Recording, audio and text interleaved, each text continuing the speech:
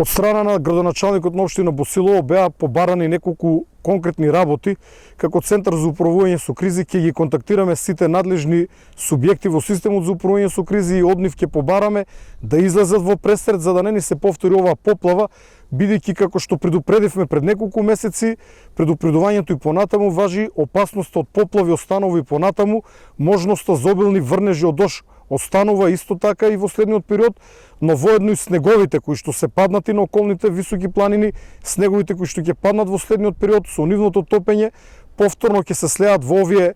речни корита кои што имат мала пропусна мок и чија што мок мора да биде зголемена со чистење на речните корита, кои што во нормални услови немат голем проток на вода, но силните врнежи и топењето на снег знаат да донесат одеднаш голема количина на вода која што го пробива речното корито, како што може